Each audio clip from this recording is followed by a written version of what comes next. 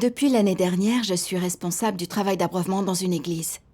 Lors d'une réunion, frère Wang, le superviseur des travaux d'évangélisation, m'a fait des remarques.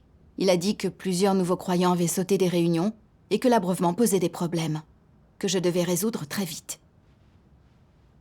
Dans un premier temps, j'ai accepté ces remarques. J'ai discuté de ces problèmes avec les frères et sœurs et fait de mon mieux pour procéder aux changements nécessaires. Mais chaque mois, des nouveaux croyants ont continué à quitter les groupes pour diverses raisons. Frère Wang m'a de nouveau dit que je n'étais pas responsable dans mon devoir et que je n'avais pas résolu les problèmes touchant le travail d'abreuvement. J'ai pensé que je m'étais efforcée de résoudre ces problèmes, que j'avais fait ce que j'étais censée faire. Pourquoi frère Wang se focalisait-il sur moi? Cherchait-il un coupable? En outre, les nouveaux croyants manquaient les réunions pour toutes sortes de raisons. Certains avaient encore des notions religieuses, car ceux qui prêchaient l'Évangile n'avaient pas clairement échangé sur la vérité. Pourquoi frère Wang ne s'occupait-il pas de ses propres problèmes? Si son équipe avait bien échangé, moins de nouveaux membres auraient quitté les groupes. Donc, j'en ai voulu à frère Wang. Et je n'ai pas tenu compte de ses suggestions. J'ai été surprise quand des frères et sœurs qui prêchaient l'Évangile m'ont par la suite signalé à une dirigeante supérieure. Je n'ai pas réfléchi sur moi-même quand j'ai découvert ça, mais j'ai eu très peur que la dirigeante supérieure pense que je ne faisais pas de travail concret, que j'étais une fausse dirigeante. Si les choses tournaient mal, je risquais même d'être renvoyée, ce qui serait embarrassant. N'était-ce pas là en réalité me dénoncer à une dirigeante? Plus j'y pensais, plus cela m'enrageait et plus j'en voulais aux frères et sœurs. Plus tard, quand ils m'ont fait d'autres suggestions, je me suis dit qu'ils exagéraient et je les ai ignorées. Un jour, dans une réunion, un diacre d'abreuvement a donné son opinion sur ceux qui prêchaient l'Évangile, en disant carrément qu'ils n'avaient pas bien résolu les notions religieuses des nouveaux venus, ce qui était irresponsable. Si leur échange avait été clair, les nouveaux croyants auraient assisté aux réunions. C'est exactement ce que je pensais. Alors j'ai tout de suite réagi. Oui, nous devons abreuver ces nouveaux venus qu'on nous envoie alors qu'ils ont encore des notions. Pourrions-nous y parvenir? Quand je me suis tue, le personnel d'abreuvement est intervenu à qui mieux mieux. T'es-tu rendu compte que ce que tu avais dit n'était pas approprié? Ça m'a troublée sur le coup. Je me suis demandé si je rejetais la faute sur les autres et les jugeais dans leur dos. Ensuite, j'ai pensé que ce que j'avais dit était entièrement vrai, et je n'y ai plus réfléchi. Plus tard, alors que je discutais avec un diacre d'abreuvement, celui-ci a subitement déclaré qu'il devait partir, parce que frère Zhang lui avait dit qu'il voulait classer des documents avec lui. J'ai pensé que ceux qui prêchaient l'Évangile disaient tout le temps que nous avions des problèmes. Alors pourquoi avait-il besoin de notre aide même pour classer des documents? J'ai donc dit: il ne peut pas le faire tout seul, pourquoi ont-ils sans cesse besoin de toi? Tu as ton propre travail. S'il n'arrive pas à faire ça lui-même, c'est qu'il est incompétent. Quand j'ai lancé ça, mon cœur s'est mis à battre la chamade. Pourquoi donc avais-je dit ça? Frère Zhang demandait qu'on l'aide à classer des documents pour rendre les réunions plus efficaces. C'était normal. J'avais juste créé des problèmes entre les frères et sœurs. N'était-ce pas là perturber le travail de la maison de Dieu? Je me suis vite reprise et j'ai dit oui, vas-y. Mais en y repensant bien après coup, je me suis sentie nerveuse. Alors j'ai prié Dieu en lui demandant de m'aider à me connaître moi-même. Le lendemain, j'ai lu ce passage des paroles de Dieu dans une réunion. Comment Dieu sonde-t-il le cœur des gens? Il ne les regarde pas qu'avec ses yeux. Il met en place des situations pour toi et il touche ton cœur avec ses mains. Et pourquoi est-ce que je dis cela? Parce que lorsque Dieu met en place une situation pour toi, il regarde ton état d'esprit, si cela t'inspire l'aversion et le dégoût ou la joie et l'obéissance. Il regarde si tu restes tranquillement à attendre ou si tu cherches la vérité. Dieu regarde comment ton cœur et tes pensées changent et dans quelle direction elles grandissent. Ton état est parfois positif et parfois négatif. Si tu es capable d'accepter la vérité, alors au fond de toi tu accepteras de Dieu les personnes, les événements les choses et les diverses situations qu'il organise pour toi, et tu y feras face comme il convient. Quand tu liras les paroles de Dieu et que tu y réfléchiras, chacune de tes pensées, idées et humeurs changera avec les paroles de Dieu, et elles seront toutes claires pour toi et observées par Dieu. Tu n'as dit ces choses à personne et tu n'as pas prié à leur sujet. Tu as seulement pensé dans ton cœur, dans ton propre monde. Mais Dieu les connaît bien, et pour lui, elles sont aussi claires que le jour. Ne pas pratiquer la vérité quand quelque chose t'arrive est une transgression. Et si tu ne pratiques toujours pas la vérité quand quelque chose t'arrive à nouveau, si tu abandonnes la vérité pour protéger tes propres intérêts, ta vanité et ton orgueil, quel genre de comportement est-ce? N'est-ce pas commettre le mal? Si tu ne pratiques la vérité à aucun moment et que tes transgressions deviennent de plus en plus nombreuses, alors ta fin est déjà déterminée. Il est clair que si l'on fait la somme de toutes tes transgressions et qu'on ajoute à tout ce que tu as choisi les choses que tu poursuis et ta volonté subjective, ainsi que les directions que tu as prises et les chemins que tu as choisis en faisant les choses, si tout cela est additionné, alors il est possible de déterminer ta fin. Tu dois être jeté en enfer. Ce qui signifie clairement que tu seras puni. Qu'en dites-vous, est-ce quelque chose d'insignifiant? Considérez ensemble, toutes tes transgressions sont un recueil de mauvaises actions. Et tu dois donc être puni, ce qui est la conséquence ultime quand tu crois en Dieu, mais n'acceptes pas la vérité. Amen. Amen. Ces paroles m'ont appris que Dieu se servait des situations qu'il arrangeait pour observer notre cœur, pour voir si nous étions irrités par les événements et si nous résistions, ou si nous cherchions et pratiquions la vérité. Si les arrangements de Dieu nous agacent constamment, et si nous agissons par corruption, nous commettons de plus en plus de transgressions et finirons à coup sûr par être éliminés. Oui. En y repensant, je me suis dit que chaque fois que des frères et sœurs avaient fait des suggestions, j'avais été obsédée par le bien et le mal, et je les avais critiqués. Je n'avais pas du tout cherché la vérité. Et en plus, je leur en avais même voulu. Je les avais jugés dans leur dos avec les autres. Est-ce ainsi qu'un croyant agit? Je perturbais et sapais le travail de la maison de Dieu, ceux qui revenaient à faire le mal. Cette prise de conscience m'a effrayée, alors j'ai dit une prière silencieuse. Dieu, j'ai porté des jugements et créé des dissensions, et je t'ai résisté. Je suis prête à réfléchir sur moi-même. Guide-moi, s'il te plaît. Ensuite, j'ai lu quelques passages des paroles de Dieu. Ceux qui croient en Dieu devraient faire les choses avec un cœur attentif et prudent. Et tout ce qu'ils font devrait être conforme aux exigences de Dieu et pouvoir satisfaire son cœur. Ils ne devraient pas être obstinés et faire absolument tout ce qu'ils veulent. Cela ne convient pas à un saint. Les gens ne doivent pas faire n'importe quoi, exhiber la bannière de Dieu, se pavanant et dérobant en tout lieu. Faire cela est la conduite la plus rebelle. Les familles ont des règles, les nations des lois. N'en est-il pas d'autant plus ainsi dans la maison de Dieu? La maison de Dieu n'a-t-elle pas des normes plus strictes? N'a-t-elle pas de plus de décrets administratifs? Les gens peuvent faire ce qu'ils veulent, mais les décrets administratifs de Dieu ne peuvent être modifiés à volonté. Dieu est un Dieu qui ne permet pas aux gens de l'offenser. Il est un Dieu qui met les gens à mort. Les gens ne le savent-ils pas déjà? Ceux qui pratiquent la vérité seront finalement sauvés et rendus parfaits grâce à la vérité. Ceux qui ne pratiquent pas la vérité à la fin provoqueront leur propre destruction à cause de la vérité.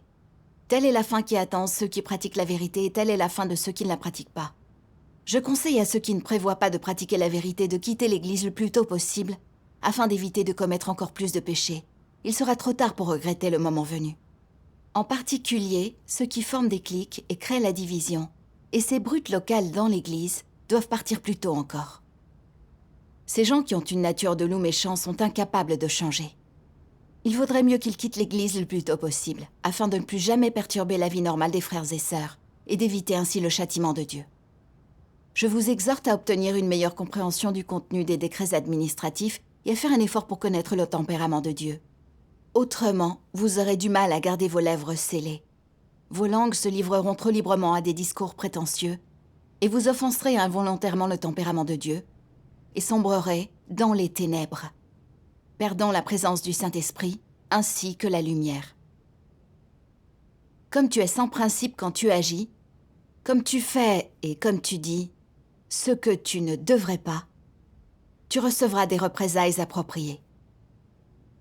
Tu devrais savoir que même si tu es sans principe en parole et en acte, Dieu a d'excellents principes pour les deux. La raison pour laquelle tu reçois des représailles, c'est parce que tu as offensé Dieu, pas une personne. Si dans ta vie, tu commets de nombreuses offenses contre le tempérament de Dieu, alors tu deviendras assurément un enfant de l'enfer. À l'homme, il peut sembler que tu aies seulement commis quelques actes qui ne correspondent pas à la vérité et rien de plus. Es-tu conscient cependant qu'aux yeux de Dieu, tu es déjà quelqu'un pour qui il n'y a plus de sacrifice d'expiation? Parce que tu as plus d'une fois violé les décrets administratifs de Dieu, et en plus, tu n'as manifesté aucun signe de repentance. Il n'y a pas d'autre recours pour toi que de sombrer en enfer où Dieu punit l'homme. Si dans tes actions tu n'offenses pas le tempérament de Dieu, cherches la volonté de Dieu et as un cœur de vénération envers Dieu, alors ta foi est à la hauteur de la norme. Quiconque ne vénère pas Dieu et n'a pas un cœur qui tremble de peur violera facilement les décrets administratifs de Dieu. Amen. Amen. Amen. Ces paroles de Dieu m'ont effrayé et ébranlé. Le tempérament de Dieu ne tolère aucune offense. Il y a des décrets administratifs dans la maison de Dieu. Parler et agir sans crainte de Dieu, comme un incroyant. Juger et attaquer les autres, former une clique et saboter le travail de l'Église, c'est aider Satan.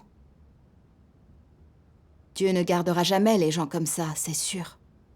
Ils manquent d'humanité et ne défendent pas le travail de l'Église.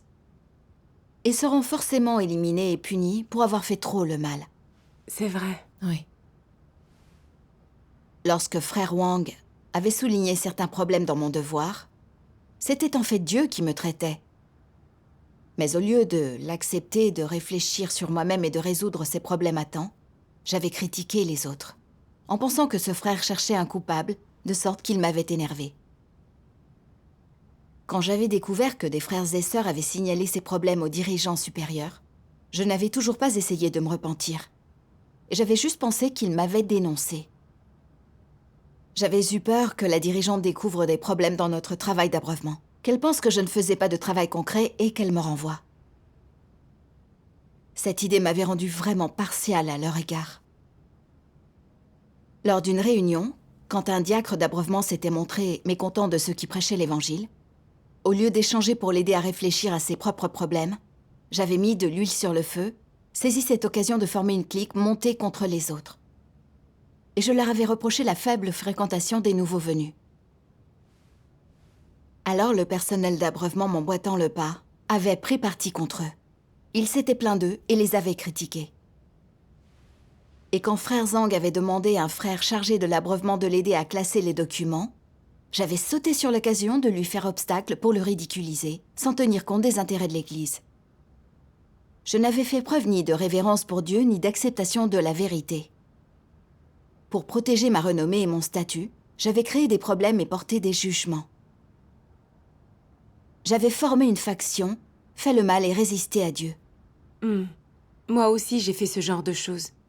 Quand on me critique ou que mes problèmes sont exposés, j'ai du mal à accepter ce qui nuit à mon statut ou à mes intérêts personnels. Et je juge les autres derrière leur dos. Maintenant, je comprends que c'est refuser d'accepter la vérité. Semer la discorde et saper le travail de la maison de Dieu. Cela offense le tempérament de Dieu. Effectivement. Sans crainte de Dieu, il est aisé de faire le mal n'importe quand. C'est vraiment dangereux. Oui. Les frères et sœurs m'avaient signalé des problèmes à plusieurs reprises. Pour m'aider à voir ces problèmes et à les résoudre rapidement, afin que les nouveaux venus puissent assister aux réunions, ce qui était bon pour le travail de l'Église. Oui. Mais je n'avais pas compris la volonté de Dieu. J'avais voulu protéger mon statut et n'avais pas résolu les vrais problèmes. Du coup, de nombreux nouveaux croyants n'étaient pas venus aux réunions. Mon comportement signifiait que j'aurais dû être démise de mon devoir. Mais au lieu de me donner ce que je méritais, Dieu m'avait éclairé avec ses paroles et arrêté dans ma lancée malfaisante. J'ai été remplie de regrets quand je l'ai compris. Alors j'ai prié Dieu, déterminée à me repentir sincèrement. Plus tard, lors d'une réunion, je me suis ouverte au sujet de mon comportement récent basé sur la critique et le travail de SAP, pour aider les autres à apprendre également. Alors les autres ont aussi commencé à apprendre sur eux-mêmes, sur leur corruption et leur tempérament enclin à juger, et que ne pas coopérer avec ceux qui prêchaient l'évangile retardait le travail d'abreuvement. Ils se sont montrés prêts à changer. Je me suis sentie encore plus coupable quand j'ai entendu leur échange. En tant que dirigeante, j'avais bien vu que de nouveaux venus n'assistaient pas aux réunions et que certains étaient partis. Mais je n'avais pas amené les autres à réfléchir, à voir nos erreurs et à chercher la vérité, et j'avais mené la charge en critiquant les autres et en refusant de prendre mes responsabilités, en formant une clique au sein de l'Église. J'avais fait le mal, résisté à Dieu, et même poussé les autres à s'opposer à lui. Je n'étais pas digne d'être dirigeante. Après ça, je me suis demandé pourquoi j'étais capable de faire ces choses qui perturbaient le travail de l'Église. Quel était ce tempérament au juste ? Puis un jour, j'ai lu des paroles de Dieu qui exposaient le dégoût de la vérité des antéchrists. Elles m'ont aidé à me comprendre moi-même.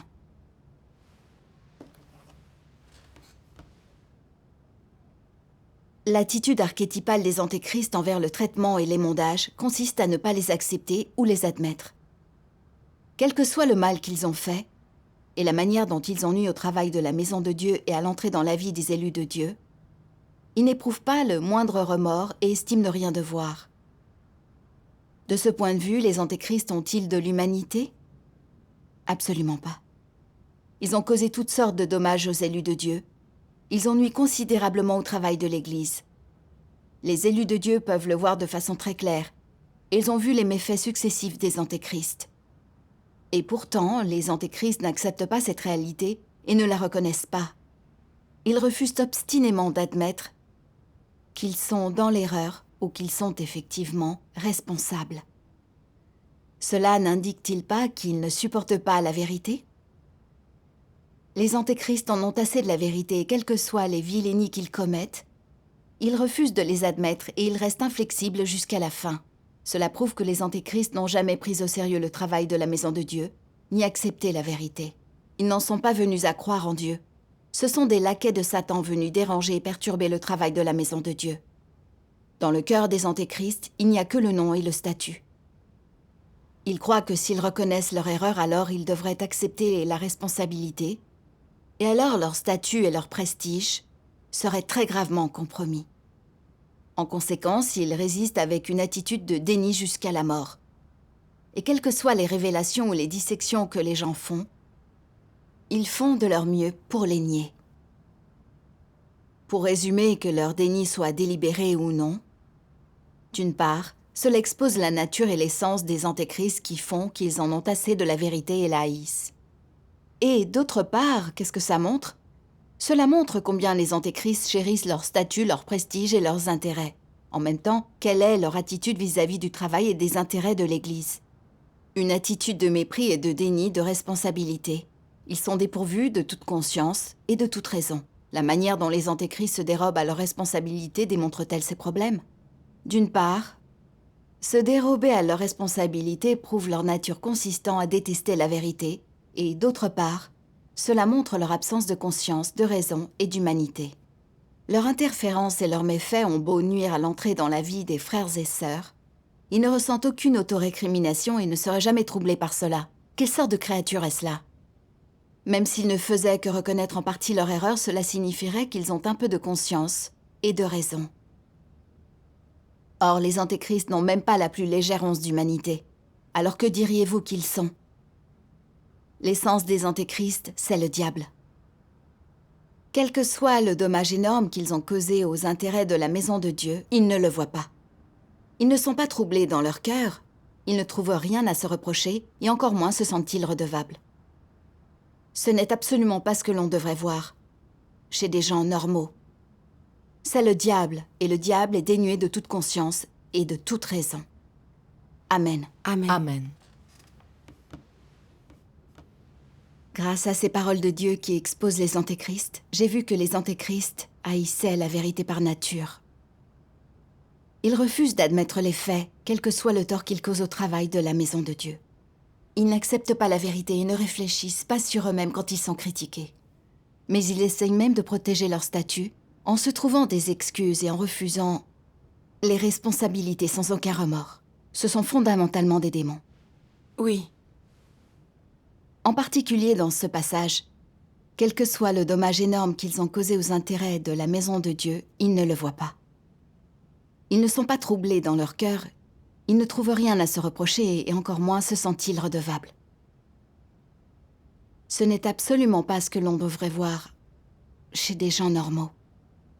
C'est le diable, et le diable est dénué de toute conscience et de toute raison. Ces paroles de Dieu m'ont vraiment émue. Les dirigeants devraient accepter d'être supervisés par les frères et sœurs et résoudre les problèmes aussitôt. C'est ce que Dieu demande, et c'est la responsabilité et le devoir d'un dirigeant. C'est vrai. Cependant, je n'avais pas bien fait mon travail d'abreuvement et quand on me l'avait signalé, je n'avais pas éprouvé de regret alors que je négligeais mon devoir et j'avais critiqué les autres et considéré à tort leur aide comme une tentative de me trouver des défauts. Et lorsque leurs remarques avaient compromis mon statut à ce moment-là, je les avais critiqués dans leur dos et avais formé une faction pour que les autres prennent mon parti contre eux. J'avais ouvertement formé une clique, un gang. J'avais agi comme un laquais de Satan et perturbé le travail de la maison de Dieu. Je n'avais pas passé ma colère sur un individu, mais sur le travail de la maison de Dieu, faisant ainsi le mal contre Dieu. Toute personne raisonnable dotée d'une conscience qui se trouve critiquée, parce qu'elle n'abreuve pas bien les nouveaux venus, ce qui amène certains à renoncer, se sentirait coupable et redevable, et se soumettrait, réfléchirait sur elle-même. Elle pourrait vouloir se défendre au début, mais ensuite elle se soumettrait, examinerait les problèmes et prendrait soin des nouveaux croyants. Mais quand j'avais vu des problèmes aussi graves dans mon devoir, je n'avais pas accepté l'aide des autres, ni réfléchi aux erreurs que j'avais commises dans mon devoir, ni cherché comment changer et pratiquer après ça. Je m'étais simplement trouvé des excuses. Je n'avais pas voulu assumer mes responsabilités et avais voulu me protéger. Je n'avais songé qu'à mes propres intérêts, pas à ceux de la maison de Dieu. J'avais vraiment manqué d'humanité. Je révélais complètement le tempérament d'un antéchrist. Je détestais vraiment la vérité. Comprendre ça m'a encore plus rempli de regrets. Je me suis également souvenu de certaines paroles de Dieu. Puis-je les lire? Bien sûr, c'est ce passage. Le passage suivant est rapporté dans le livre de Jonas 4, 10, 11. Et l'Éternel dit, « Tu as pitié du ricin qui ne t'a coûté aucune peine et que tu n'as pas fait croître, qui est né dans une nuit et qui a péri dans une nuit. Et moi, je n'aurai pas pitié de Ninive, la grande ville, dans laquelle se trouvent plus de 120 000 hommes qui ne savent pas distinguer leur droite de leur gauche, et des animaux en grand nombre. » Ce sont les paroles mêmes de l'Éternel Dieu, rapportées d'une conversation entre Dieu et Jonas. Bien que cet échange soit bref, il déborde du souci du Créateur pour l'humanité et de sa réticence à abandonner l'humanité. Ces paroles expriment la véritable attitude et les sentiments que Dieu porte dans son cœur pour sa création. Par ces paroles qui sont claires et précises comme rarement l'homme en a entendu, Dieu déclare ses véritables intentions pour l'humanité. Cet échange représente une attitude que Dieu a tenue envers les habitants de Ninive. Mais quel genre d'attitude est-ce? C'est l'attitude qu'il a tenue envers les Ninivites avant et après leur repentance, et l'attitude par laquelle il traite l'humanité. Dans ces paroles, il y a ses pensées et son tempérament. Bien que Jonas ait été chargé de proclamer les paroles de l'Éternel Dieu aux habitants de Ninive, il ne comprenait pas les intentions de l'Éternel Dieu et ne comprenait pas ses inquiétudes et ses attentes pour les habitants de la ville. Par cette réprimande, Dieu voulait lui dire que l'humanité était le produit de ses propres mains et qu'il avait produit un effort terrible pour chaque personne. que chaque personne portait sur ses épaules les attentes de Dieu et que chaque personne jouissait de l'approvisionnement de la vie par Dieu. Pour chaque personne, Dieu avait payé le prix d'un effort terrible. Cette réprimande a indiqué à Jonas que Dieu chérissait l'humanité, l'œuvre de ses propres mains, comme Jonas lui-même chérissait le ricin. Dieu n'abandonnerait pas du tout l'humanité à la légère, ni avant le dernier instant possible, notamment parce qu'il y avait tellement d'enfants et de bétail innocents dans la ville. En traitant avec ces produits jeunes et ignorants de la création de Dieu qui ne pouvaient même pas distinguer leur droite de leur gauche, il était encore moins concevable que Dieu mette fin à leur vie et détermine leur fin d'une manière si précipitée. Dieu espérait les voir grandir. Il espérait qu'ils ne marcheraient pas sur les mêmes chemins que leurs aînés, n'auraient plus besoin d'entendre l'avertissement de l'Éternel Dieu et témoigneraient du passé de Ninive. Plus encore, Dieu espérait voir Ninive après qu'elle se fût repentie. Voir l'avenir de Ninive après son repentir, et plus important encore, voir Ninive vivre encore une fois sous la miséricorde de Dieu. Par conséquent, aux yeux de Dieu, ces objets de la création, qui ne pouvaient pas distinguer leur droite de leur gauche, étaient l'avenir de Ninive. Ils assumeraient le passé méprisable de Ninive, tout comme ils assumeraient le devoir important de témoigner à la fois du passé et du futur de Ninive sous la direction de l'Éternel Dieu. Amen. Amen. Grâce à cette conversation entre Dieu et Jonas, j'ai vu l'amour de Dieu et sa miséricorde pour l'humanité. Dieu connaissait parfaitement tous les habitants de Ninive. Et il avait payé un véritable prix pour chacun d'entre eux. Il avait refusé de renoncer à eux jusqu'au dernier moment. Oui. Lire ces paroles m'a rendu très triste. Les nouveaux croyants venaient d'accepter l'œuvre de Dieu des derniers jours. Ils ne comprenaient pas beaucoup de vérité et étaient faibles dans leur vie. Confrontés aux perturbations des antéchrists du monde religieux, ils étaient susceptibles de renoncer. Les frères et sœurs se demandaient tous comment collaborer pour les soutenir, pour qu'ils puissent s'enraciner sur le vrai chemin. C'est pour cela qu'ils m'avaient fait ces suggestions et souligné les problèmes. Mais j'avais refusé de l'accepter. Beaucoup de nouveaux croyants n'avaient pas assisté aux réunions à cause de mon irresponsabilité. Mais je ne m'étais pas sentie coupable. Étais-je seulement humaine? Alors j'ai dit une prière. Dieu, je ne vais pas fuir mes responsabilités et je suis prête à me repentir, à m'appuyer sur toi pour trouver des solutions et soutenir correctement ces nouveaux croyants. Amen. Après ça, j'ai discuté avec les autres de tous les problèmes liés à notre travail d'abreuvement. Et j'ai découvert que beaucoup de nouveaux venus ne comprenaient pas bien la vérité de l'œuvre de Dieu. De sorte que lorsque des pasteurs répandaient des notions religieuses, ces nouveaux venus se mettaient à douter de l'œuvre de Dieu et à faiblir. Nous avons donc organisé pour eux des réunions abordant ces problèmes, insisté sur les 3 étapes de l'œuvre de Dieu et sur son œuvre de jugement des derniers jours, et sur la raison pour laquelle Dieu doit s'incarner afin d'accomplir son œuvre. Quand nous avons terminé, un nouveau venu a dit « Vous savez, j'avais tant de notions, mais ce n'est plus le cas maintenant, grâce à votre échange. J'espère que nous pourrons avoir d'autres échanges avec vous, parce que beaucoup de gens ne comprennent pas encore tout ça. » Et un frère plus âgé a dit « Avant, je ne comprenais vraiment pas l'œuvre de Dieu, et je me demandais si je n'allais pas renoncer au groupe de réunion. Mais grâce à votre échange, tout est clair, pour moi, à présent. Je suis vraiment content et je vais assister à d'autres réunions. Dieu Tout-Puissant soit loué. » Rendons grâce à Dieu. Absolument. J'ai vraiment été émue de les entendre dire ça. Mais je me suis également sentie très coupable. Si j'avais accepté les suggestions des autres, fait davantage de travail concret et abordé les difficultés des nouveaux venus, certains d'entre eux n'auraient pas faibli et renoncé. Après ça, je me suis ouverte à Frère Wang à propos de la corruption que j'avais révélée. Et il s'est également ouvert au sujet de son propre état et de ses problèmes dans son travail d'évangélisation. Il a dit qu'il voulait changer. Le mur qui nous séparait a aussitôt disparu et je me suis sentie soulagée. Dieu soit loué. Quand tout le monde est capable de réfléchir aux problèmes et d'ouvrir son cœur, tous les conflits et obstacles peuvent être surmontés. Exactement. Je me suis donc efforcée de me coordonner avec ceux qui prêchaient l'Évangile. Et même s'il y avait un peu d'antagonisme, nous avions tous un objectif commun, bien abreuver les nouveaux venus pour qu'ils puissent vite gagner une base sur le vrai chemin.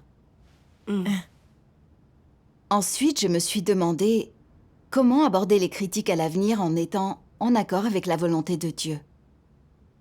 J'ai lu ceci dans les paroles de Dieu.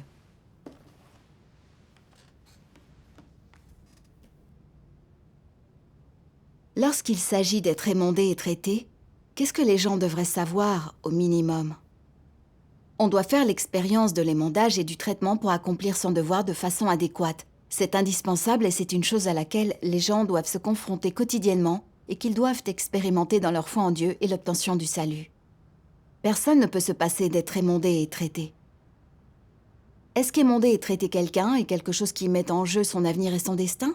Non. Mais alors, à quoi cela sert-il d'être émondé et traité? Est-ce pour condamner les gens? Non, il s'agit d'aider les gens à comprendre la vérité. C'est juste, c'est la compréhension la plus correcte.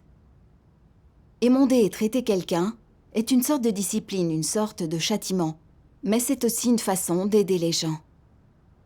Être émondé et traité te permet de modifier à temps ta poursuite incorrecte. Cela te permet de reconnaître rapidement les problèmes que tu rencontres actuellement. Et de reconnaître à temps les tempéraments corrompus que tu exposes. Quoi qu'il en soit, être émondé et traité te permet de mieux accomplir tes devoirs conformément à des principes. Cela te permet d'obtenir le salut à temps, cela t'évite à temps de t'égarer, et cela t'empêche également de provoquer des catastrophes. Amen. Amen. J'ai alors compris qu'être émondé et traité était la discipline de Dieu, pas être confronté à quelqu'un qui se montre difficile ou excessivement critique. Tout cela, c'est pour nous aider à réfléchir sur nous-mêmes, à résoudre les problèmes que nous avons dans nos états ou nos devoirs, et à mieux faire nos devoirs. C'est l'une des façons dont l'œuvre de Dieu nous change et nous purifie, et quelque chose dont nous devons faire l'expérience pour être sauvés. Je devais accepter les critiques et suggestions des autres comme venant de Dieu, les gérer correctement, et bien réfléchir en me basant sur les paroles de Dieu. C'est selon le cœur de Dieu. C'est tellement Oui. vrai. Cette expérience m'a vraiment éclairée. Et j'ai su comment je devais envisager les critiques des frères et sœurs à l'avenir. Merveilleux, Dieu soit loué. Un jour, frère Wang m'a dit que quelques nouveaux croyants ne se réunissaient pas et qu'ils ne recevaient aucun soutien. Il ne savait pas pourquoi. Il voulait que j'examine le problème. Je me suis dit que nous avions déjà apporté beaucoup d'aide et de soutien à ces nouveaux croyants et cherché les principes avec les dirigeants. Nous avions renoncé à eux ayant vérifié qu'il s'agissait de nos croyants. Alors qu'y avait-il à examiner? Mais ensuite, j'ai pensé que frère Wang tenait compte des intérêts de la maison de Dieu en prenant en charge les nouveaux venus. Je devais m'y soumettre et découvrir ce qui se passait, puis renverser la situation s'il y avait des problèmes. Quand j'ai examiné les choses en détail, j'ai vu qu'il s'agissait effectivement de non-croyants, mais j'ai également repéré des problèmes dans notre travail d'abreuvement. Cela m'a aidé à comprendre qu'il y avait beaucoup à gagner en acceptant les suggestions des autres et en s'y soumettant lorsqu'elles se présentaient. Autrement, je n'aurais pas détecté ces problèmes, je ne les aurais pas résolus. Et cela aurait nui au travail de l'Église. Oui. Tout à fait. Ces expériences m'ont bien fait prendre conscience qu'en acceptant les suggestions des frères et sœurs dans mon devoir, en ayant un cœur qui cherche, en n'essayant pas de me trouver des excuses, je pouvais voir ma corruption et y réfléchir. Et trouver des erreurs dans mon devoir plus rapidement. Si je déteste et rejette constamment la vérité, non seulement cela m'empêchera de changer ma corruption, mais je nuirai aussi au travail de la maison de Dieu. Alors Dieu finira assurément par m'éliminer. C'est vrai. J'ai également vu que quoi que je rencontre, quelle que soit mon aversion, je devais craindre Dieu et ne pas agir par aveuglement. Je devais prier Dieu et chercher les principes pour éviter de faire davantage de mal. Je suis d'accord. Maintenant, je comprends à quel point il est important de craindre de Dieu. Oui.